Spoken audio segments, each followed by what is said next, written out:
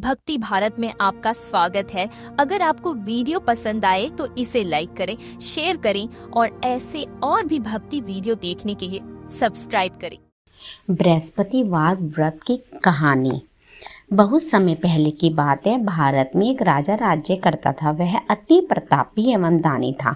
वह प्रतिदिन मंदिर में भव्य दर्शन करने जाता था और गुरु और ब्राह्मण की सेवा भी किया करता था। उसके द्वार से कोई भी याचक निराश होकर नहीं लौटता था। वह प्रत्येक गुरुवार को व्रत रखता एवं पूजन करता था। हर दिन गरीबों की सहायता करता था, परंतु यह सब बातें उसकी रानी को पसंद नहीं थी। वह ना व्रत करती, ना ही किसी को एक पैसा भी दान में देती थी। वह राजा को भी ऐसा करने से रोकती थी। वह उस समय की बात है जब राजा शिकार खेलने वन को चले गए थे। महल में सिर्फ रानी और दासी थी। उस समय गुरु बृहस्पति साधु का रूप धारण कर राजा के दरवाजे पर भिक्षा मांगने आए। साधु ने रानी से भिक्षा मांगी तो वह कहने लगी, हे साधु महाराज, मैं इस दान पुण्य से तंग आ गई हूँ। इस काम के लिए तो मेरे पति देवी बहुत हैं। आप ऐसी कृपा करें कि सारा धन नष्ट हो जाए, मैं आराम से रह सकूं। साधु का वेश रखे बृहस्पति देव ने कहा, हे देवी, तुम तो बड़ी विचित्र हो। संतान और धन से कोई दुखी नहीं होता, सभी इसे चाहते हैं। पापी भी पुत्र और धन की इच्छा करता है। अगर तुम्हारे पास धन अधिक है तो भूखे मनुष्यों को भोजन करवाओ, ब्राह्मणों को दान दो, कुआं, तालाब, बागड़ी, बगीचे का अधिक निर्माण कराओ, निर्धनों की कुंवारी कन्याओं का विवाह कराओ, या साथ ही यज्ञ आदि करो। इस प्रकार के कर्मों से आपके कुल का और आपका नाम परलोक में सार्थक होगा एवं स्वर्ग की प्राप्ति होगी। किंतु वह मूर्ख रानी साधु की इन बातों से खुश नहीं हुई। वह बोली, हे साधु महाराज, मुझे ऐसी संपत्ति की आवश्यकता नहीं है जो मेरे काम न आए तथा जिसको मैं अन्य लोगों को दान दूं, जिसको रखने और संभालने में मेरा सारा समय नष्ट हो जाए। साधु ने रानी को समझाने का बहुत प्रयत्न किया, परंतु रानी अपनी बात पर अडिग रही। तब साधु ने कहा, हे देवी, यदि तुम्हारी ऐसी इच्छा हो तो मैं तुम्हें बताता हूँ। तुम अपने केशों को धोना, स्नान करना बृहस्पतिवार के दिन और राजा से कहना कि वह हजामत करवाए। भोजन में मांस मदिरा खाना, कपड़े धोबी के यहाँ धुलने डालना। इस प्रकार 7 बृहस्पतिवार निरंतर करने से तुम्हारा सब धन नष्ट हो जाएगा।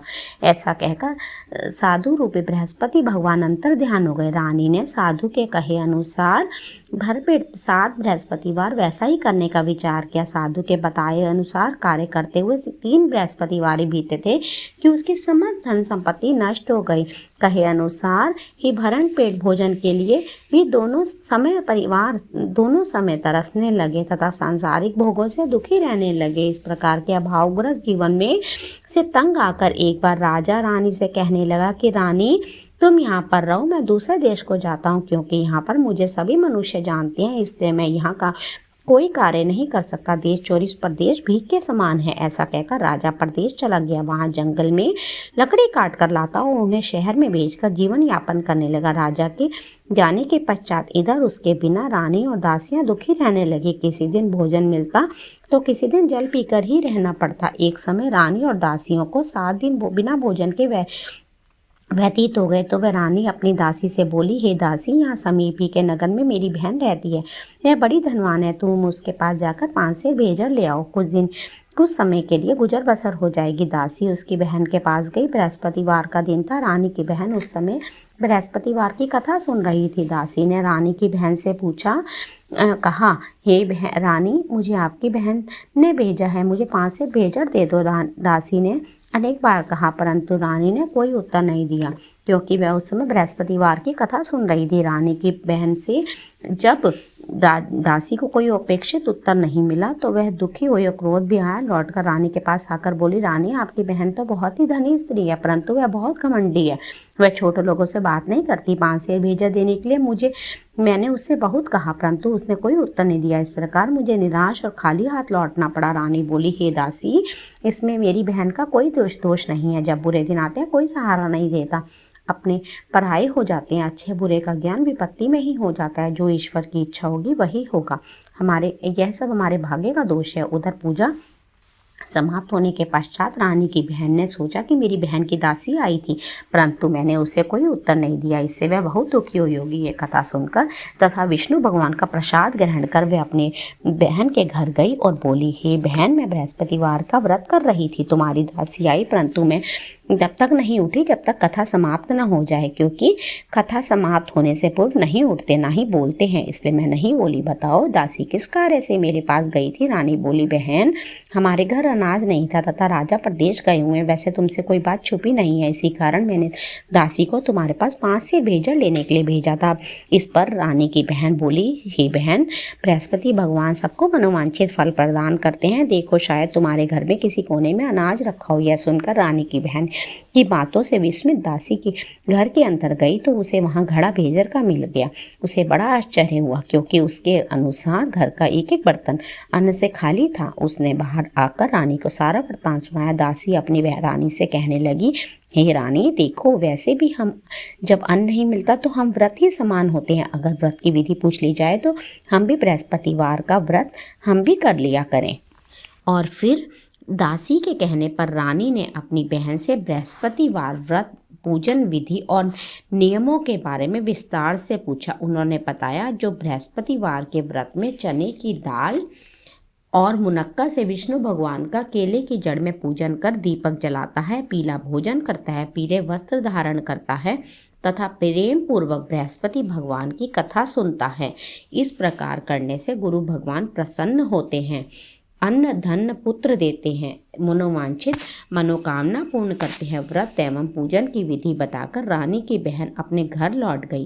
तत्पश्चात रानी और दासी दोनों ने निश्चय किया कि बृहस्पति देव भगवान का व्रत एवं पूजन जरूर करेंगे। 7 दिन पश्चात जब बृहस्पतिवार आया तो दोनों ने व्रत रखा। गुड़साल में जाकर चना गुड़ बीन लाई और उसकी दाल बनाकर केले की जड़ में विष्णु भगवान का पूजन किया। अब भोजन पीला कहाँ से आए, यह सोचकर दोनों बड़ी दुखी हुई, परंतु उन्होंने व्रत किया था, इसलिए बृहस्पति भगवान उनसे प्रसन्न थे। एक साधारण व्यक्ति के रूप में वे 2 थालों में सुंदर पीला भोजन लेकर आए और दासी को देकर बोले, हे दासी, यह भोजन तुम्हारे और रानी के लिए है, तुम दोनों ही इसे ग्रहण करना। दासी भोजन पाकर अति प्रसन्न हुई और रानी से बोली, हे रानी, भोजन कर लो। रानी को भोजन के विषय में कुछ नहीं पता था, इसलिए वह दासी से बोली, जो तू ही भोजन कर, क्योंकि तू व्यर्थ में हमारी ही हंसी उड़ाती है। दासी बोली, हे रानी, एक व्यक्ति इसलिए भोजन दे गया है। रानी बोली, वह भोजन तेरे ही लिए देकर गया है, इसलिए तू ही भोजन कर। दासी ने कहा, हे रानी, वह व्यक्ति हम दोनों के लिए ही 2 थालों में भोजन देकर गया है, अतः मैं और आप दोनों ही साथ साथ भोजन करेंगी। दोनों ने गुरु भगवान को धन्यवाद और नमस्कार कर भोजन प्रारंभ किया। उसके बाद से दोनों प्रत्येक बृहस्पतिवार को गुरु भगवान का व्रत और पूजन करने लगी। बृहस्पति भगवान की कृपा से उन दोनों की भोजन एवं धन की कमी दूर हो गई, परंतु रानी फिर पुनः पहले की भांति आलस्य करने लगी। तब दासी ने कहा, हे रानी, आप पहले भी इसी प्रकार आलस्य करती थी। आपको धन संभालने एवं दान देने में कष्ट होता था, इसी कारण सभी धन नष्ट हो गया। हमारी ऐसी दुर्दशा हो गई। अब गुरु भगवान की कृपा से धन मिला है और फिर आलस्य हो रहा है आपको। बड़े कष्टों के बाद हमने ये धन पाया है, इसलिए आपको दान पुण्य करना चाहिए। भूखे मनुष्यों को भोजन कराओ, ब्राह्मणों को दान दो, प्याऊ लगवाओ, कुआं तालाब बावड़ी आदि का निर्माण कराओ, कुंवारी कन्याओं का विवाह कराओ, मंदिर पाठशाला बनवाकर दान दो। धन को शुभ कर्मों में खर्च करो, जिससे आपके कुल का सम्मान बढ़े और आपको स्वर्ग की प्राप्ति हो, आपके पितर प्रसन्न हो। दासी की बात मानकर रानी ने इस प्रकार के कर्म करने प्रारंभ कर दिए। इस प्रकार करने से उसका काफ़ी यश फैलने लगा। कुछ दिनों के बाद एक दिन रानी और दासी आपस में विचार करने लगी कि ना जाने राजा किस दशा में होंगे, उनकी कोई खोज खबर नहीं है। रानी राजा की कोई खबर ना पाकर उदास रहने लगी। गुरु भगवान से उन्होंने प्रार्थना की और भगवान ने रात्रि में राजा को स्वप्न में दर्शन देकर कहा, हे राजा, उठ, तेरी रानी तुझको याद करती है, आप अब अपने देश लौट जा। राजा प्रातःकाल उठा, वह सोचने लगा कि मैं किस प्रकार रानी के पास खाली हाथ जाऊंगा। मेरे पास तो कुछ भी नहीं है। स्त्री जाति खाने और पहनने की ही साथी होती है, पर प्रभु की आज्ञा मानकर वह अपने नगर चलने को तैयार हुआ। परदेश में राजा बहुत दुखी रहने लगा। प्रतिदिन जंगल में से लकड़ी बीन कर लाता और उसे शहर में बेचकर अपने दुखी जीवन को बड़ी कठिनाई से व्यतीत करता था। एक दिन राजा दुखी होकर अपने पुराने दिनों को याद करके रोने लगा। उस जंगल में बृहस्पति देव एक साधु का रूप धारण कर आए और राजा से बोले, हे लकड़हारे, तुम इस बियावान जंगल में किस चिंता में बैठे हो, मुझे बतलाओ। यह सुनकर राजा की आंखों में आंसू भर आए और वह साधु को प्रणाम कर बोला, हे प्रभु, आप सब कुछ जानने वाले हो। इतना कहकर राजा ने साधु को अपनी समस्त व्यथा सुना दी। तब साधु रूप में गुरु भगवान राजा से बोले, हे राजन, तुम्हारी पत्नी ने बृहस्पतिवार के दिन बृहस्पति देव का अपमान किया था, जिसके कारण तुम्हारी यह दशा हुई है। अब तुम किसी प्रकार की चिंता मत करो, भगवान तुम्हें पहले से अधिक धनवान करेंगे। देखो, तुम्हारी पत्नी ने बृहस्पतिवार का व्रत प्रारंभ कर दिया। अब तुम भी बृहस्पतिवार का व्रत करके चने की दाल व गुड़ जल को लोटे में डालकर केले का पूजन करो। फिर कथा कहो या सुनो, भगवान तुम्हारी सभी इच्छाओं की पूर्ति करेंगे। साधु के वचन सुनकर राजा बोला, हे प्रभु, मुझे लकड़ी बेचने के पश्चात इतना पैसा भी नहीं मिलता कि भोजन करने के उपरांत कुछ बचा सकूं। मैंने रात्रि में अपनी रानी को व्याकुल एवं व्यथित देखा है। मेरे पास कोई साधन नहीं है जिससे उसका समाचार भी जान सकूं। इसके अतिरिक्त मैं बृहस्पति देव की कौन सी कथा कहूँ, मैं नहीं जानता, जिसे कह या सुनकर मैं व्रत धारण कर भगवान बृहस्पति का पूजन कर सकूं। साधु ने कहा, हे राजा, तुम किसी बात की चिंता ना करो। बृहस्पतिवार के दिन तुम नित्य भांति लकड़ियां लेकर शहर में जाओ। तुम्हें रोज से दुगना धन प्राप्त होगा, जिससे तुम भली भांति भोजन कर लोगे तथा गुड़ एवं चने का प्रसाद खरीदकर बृहस्पति देव की पूजा भी कर सकते हो। बृहस्पतिवार की कहानी इस प्रकार से है। प्राचीन काल में बृहस्पति देव की कहानी। प्राचीन समय में एक बहुत ही निर्धन ब्राह्मण था। उसके कोई संतान नहीं थी। ब्राह्मण नित्य पूजा पाठ करता। ब्राह्मण स्वभाव से दयालु एवं धार्मिक विचारों वाला व्यक्ति था, परंतु उसकी पत्नी बहुत मलिनता के साथ रहती थी। वह ना तो स्नान करती और ना ही किसी देवता का पूजन करती थी। सुबह उठते ही सर्वप्रथम भोजन करती, बाद में घर के अन्य कार्य करती। अपनी पत्नी की ऐसी आदत के कारण ब्राह्मण देवता बहुत दुखी रहते थे। वह अपनी पत्नी को बहुत समझाते, किंतु उसका कोई परिणाम न निकलता। भगवान की कृपा से ब्राह्मण की स्त्री के कन्या रूपी रत्न उत्पन्न हुआ। वह कन्या ब्राह्मण के घर में बड़ी होने लगी। वह बालिका प्रातः काल उठते ही स्नान करके भगवान विष्णु का जप करती, बृहस्पतिवार का व्रत भी करने लगी। पूजा पाठ समाप्त कर पाठशाला जाती तो अपनी मुट्ठी में जौ भरकर ले जाती और पाठशाला जाने के रास्ते में डालती जाती। भगवान बृहस्पति की कृपा से वही जौ स्वर्ण के हो जाते तो लौटते समय उनको बीनकर घर ले आती। एक दिन वह बालिका सूप में उन सोने के जौं को फटक कर साफ कर रही थी। तभी उसकी माँ ने देख लिया और कहा, हे बेटी, सोने के जौं को फटकने के लिए सोने का सूप भी होना चाहिए। दूसरे दिन बृहस्पतिवार था। कन्या ने व्रत रखा और भगवान बृहस्पति से प्रार्थना की, हे प्रभु, यदि मैंने आपकी पूजा सच्चे मन से श्रद्धा पूर्वक की है तो मुझे सोने का सूप दे दो। बृहस्पति देव ने उसकी प्रार्थना स्वीकार कर ली। नित्य की भांति वह कन्या जौ फैलाती हुई पाठशाला चली गई। पाठशाला से लौटकर जब वह जौ बीन रही थी तो बृहस्पति भगवान की कृपा से उसे सोने का सूप प्राप्त हुआ। उस सोने के सूप को वह घर ले आई और उससे जौ साफ करने लगी, परंतु उसकी माँ का आचरण वैसा ही रहा। एक दिन वह कन्या सोने के सूप में जौ साफ कर रही थी। उसी समय अचानक उस नगर का राजकुमार वहां से होकर निकला। कन्या के रूप में एवं कार्य को देखकर राजकुमार कन्या पर मोहित हो गया। राजमहल लौटकर राजकुमार अन्न तथा जल त्याग कर उदास होकर लेट गया। राजा को जब अपने पुत्र द्वारा अन्न जल त्यागने का समाचार ज्ञात हुआ तो अपने मंत्रियों के साथ वह राजकुमार के पास गए और बोले, हे बेटा, तुम्हें किस बात का दुख है? किसी ने तुम्हारा अपमान किया अथवा कोई और कारण है? मुझे बताओ, मैं वही कार्य करूंगा जिससे तुम्हें प्रसन्नता हो। राजकुमार ने अपने पिता की बातें सुनी तो वह बोला, आपकी कृपा से मुझे किसी प्रकार का कष्ट नहीं है। किसी ने मेरा अपमान नहीं किया, परंतु मैं उस कन्या के साथ विवाह करना चाहता हूँ जो सोने के सूप में जौ फटक रही थी। यह सुनकर राजा आश्चर्य में पड़ गया और बोला, हे राजकुमार, इस तरह की कन्या का पता तुम लगाओ, मैं तुम्हारा विवाह अवश्य करवा दूंगा। राजकुमार ने प्रसन्न होकर राजा को उस ब्राह्मण कन्या के घर का पता बताया। राजा के आदेश पर मंत्री उस कन्या के घर गया और राजा का आदेश ब्राह्मण को कह सुनाया। कुछ ही दिन बाद ब्राह्मण की कन्या का विवाह राजकुमार के साथ हो गया। घर से कन्या की विदा होते ही उस ब्राह्मण के घर में पहले की तरह निर्धनता वास करने लगी। अब भोजन के लिए अनाज भी बड़ी मुश्किल से मिलता था। एक दिन दुखी होकर ब्राह्मण देवता अपनी बेटी से मिलने गए। बेटी पिता की इस अवस्था को देखकर अत्यंत दुखी हुई और उनसे अपनी माँ का समाचार पूछा। ब्राह्मण ने पुत्री को सभी हाल कह सुनाया। पुत्री ने अपने पिता को बहुत सा धन देकर विदा किया। इस प्रकार ब्राह्मण का कुछ समय सुखपूर्वक व्यतीत हुआ, लेकिन धन समाप्त होने के बाद स्थिति पहले की तरह हो गई। ब्राह्मण फिर अपनी पुत्री के यहाँ गया और उससे सभी हाल कह सुनाया। पुत्री बोली, हे पिताजी, आप अपने साथ माताजी को भी यहाँ लिवा लाओ, मैं उन्हें वह विधि बता दूंगी जिससे दरिद्रता दूर हो जाएगी। ब्राह्मण देवता अपनी पत्नी को साथ लेकर राजमहल अपनी पुत्री के पास पहुंचे तो पुत्री अपनी माँ को समझाने लगी, हे माँ, तुम सुबह उठकर सर्वप्रथम स्नान आदि करके भगवान विष्णु का पूजन किया करो तो सब निर्धनता दूर हो जाएगी।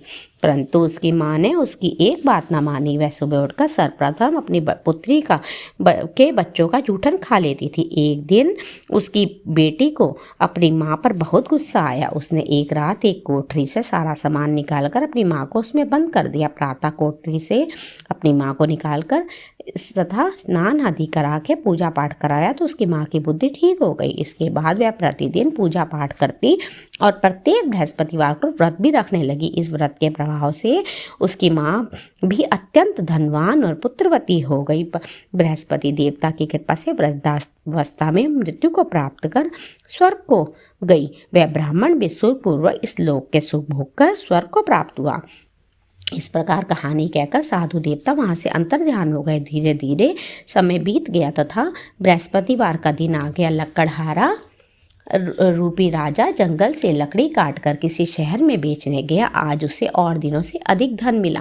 राजा ने चना गुड़ आदि लाकर भगवान विष्णु का पूजन किया तथा बृहस्पतिवार का व्रत किया। उस दिन से उसके सभी कलेश दूर हो गए, सभी कष्ट दूर हो गए। परंतु अगले बृहस्पतिवार को वह व्रत करना भूल गया। इस कारण बृहस्पति भगवान उससे रुष्ट हो गए।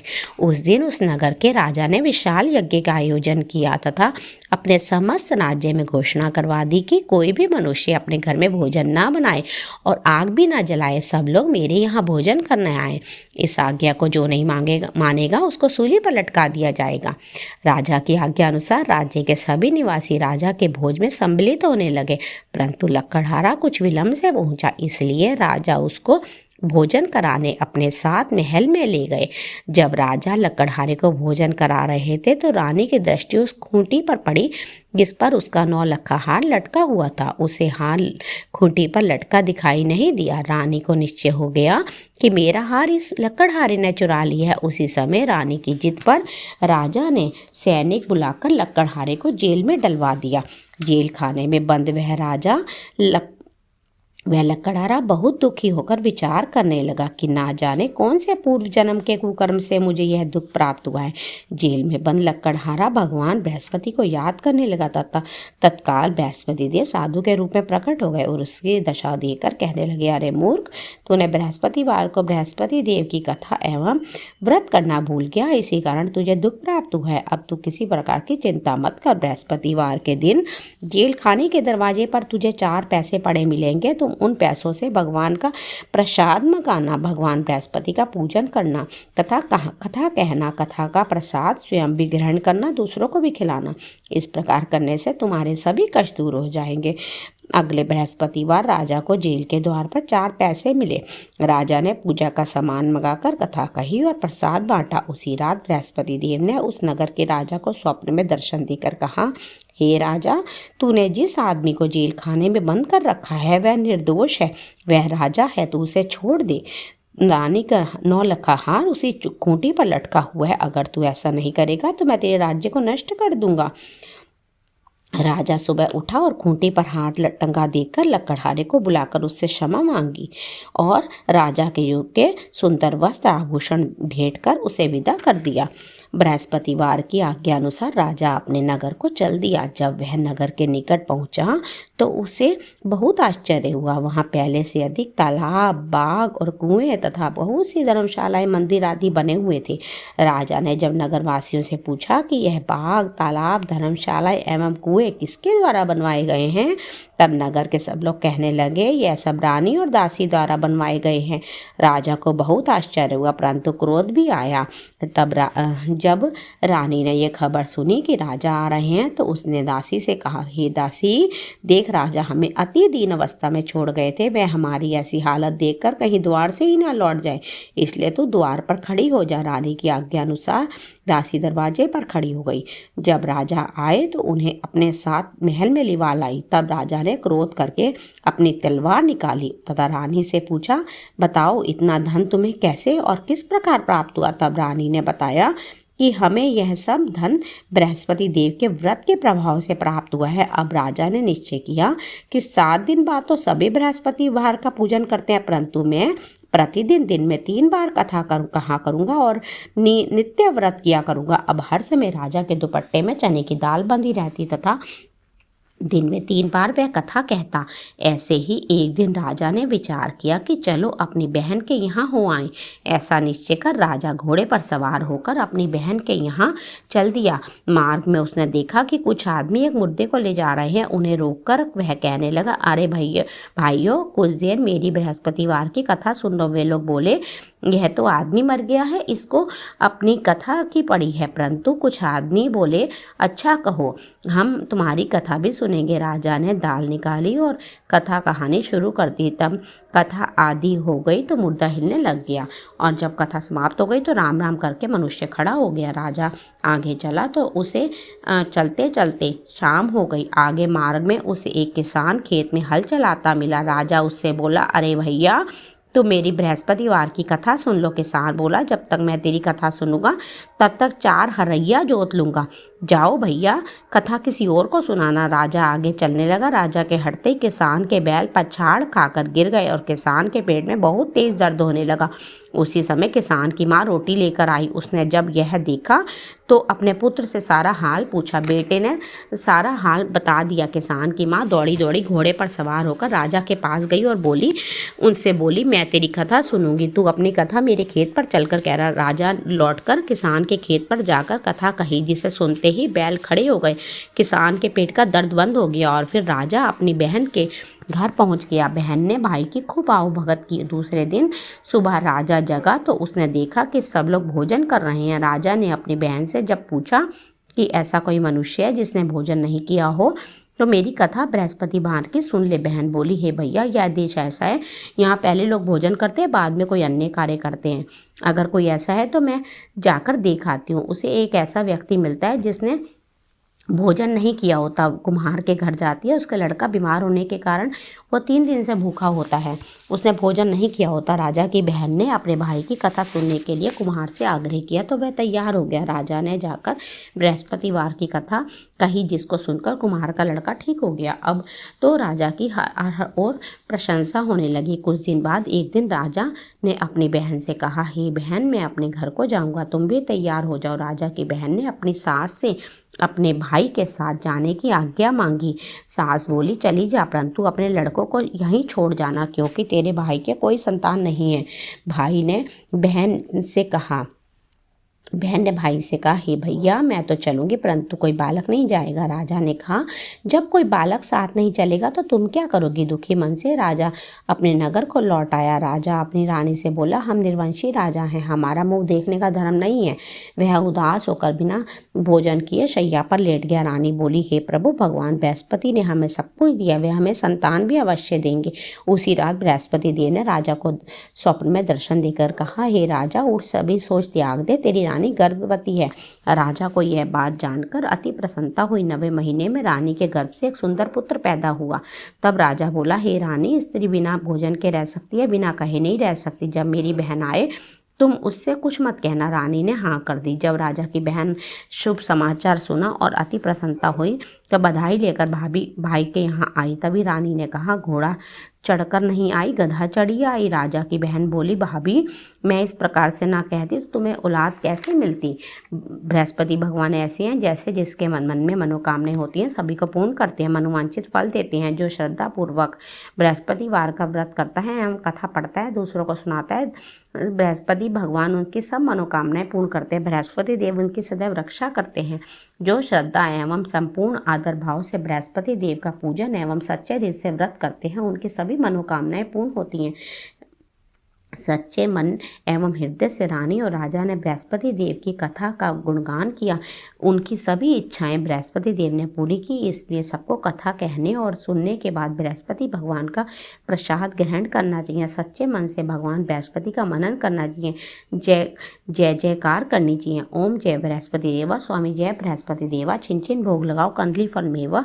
तुम पूर्ण परमात्मा, तुम अंतर्यामी, जगत पिता जगदीश्वर, तुम सबके स्वामी। चरणामृत निज निर्मल सब पातक हरता, चरणामृत निज निर्मल सब पातक हरता। सकल मनोरथदायक, कृपा करो भरता। तन मन धन अर्पण को जो जन शरण पड़े, प्रभु प्रकट तब होकर आकर द्वार खड़े। दीन दयाल दयानिधि, भक्तन हितकारी, पाप दोष सब हरता, भव बंधन हारी। सकल मनोरथदायक, सब संशय हारी। विषय विकार मिटाओ, संतान सुखारी। जो कोई आरती तेरे प्रेम सहित गावे, ज्येष्ठानंद कंस निश्चय पावे। सब बोलो विष्णु भगवान की जय, सब बोलो बृहस्पति भगवान की जय।